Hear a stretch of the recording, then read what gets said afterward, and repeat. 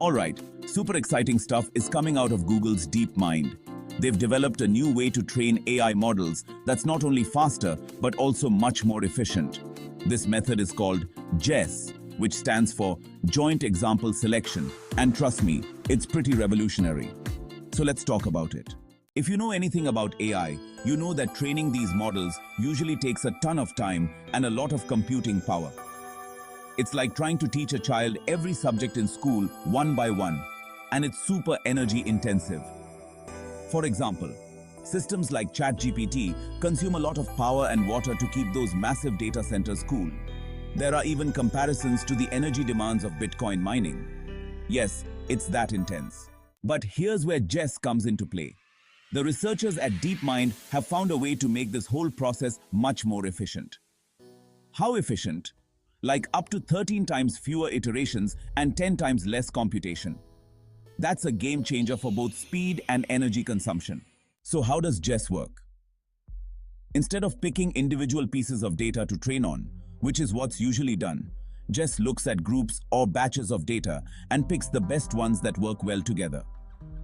Think of trying to learn multiple languages. Instead of learning English, then German, then Norwegian separately, you might find it more effective to study them in a way where what you learn in one language helps you understand the others. That's essentially what JESS does, but with data. Here's a bit more on the technical side, but I'll keep it simple. The method JESS uses is called multimodal contrastive learning. This means it looks at different types of data, like images and text, together and identifies dependencies between them. This approach significantly speeds up the learning process because the AI can learn from these well-matched data batches much more efficiently. What makes JESS even cooler is that it starts with something called a pre-trained reference model. This model helps steer the AI towards high-quality, well-curated data, making the training even more efficient. So in terms of energy consumption, that's a massive reduction, which is great news for the environment. The JESS research comes not a moment too soon as the tech industry and world governments are beginning discussions on artificial intelligence's extreme power demands. To give you an idea, AI workloads consumed about 4.3 gigawatts in 2023, which is almost equivalent to the annual power consumption of the entire nation of Cyprus. And this trend is only going up. A single ChatGPT request currently costs 10 times more in power than a Google search. It's estimated that AI might take up a quarter of the United States power grid by 2030. Therefore, any method like JESS that can drastically cut down on the power required for training AI models is incredibly significant, potentially easing the environmental impact and the financial costs associated with AI advancements. Furthermore, the success of the JESS method hinges on the quality of the training data.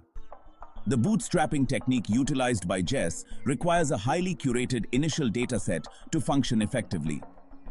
This means that while JESS shows great promise for large-scale, well-funded AI projects, it might pose challenges for hobbyists or smaller developers who lack the resources to compile high-grade training data.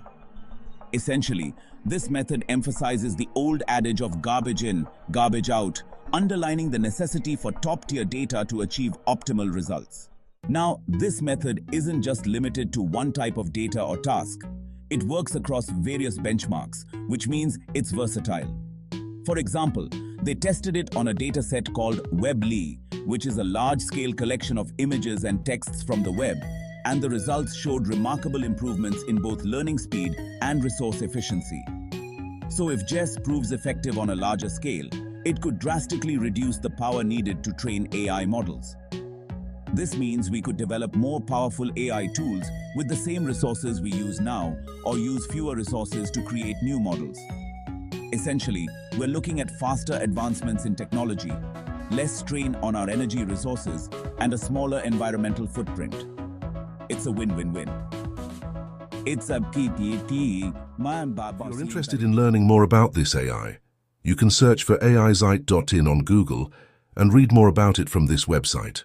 Alright, if you found this interesting and want to stay updated on more AI insights like this, don't forget to subscribe to the channel. Thanks for watching, and I'll see you in the next one.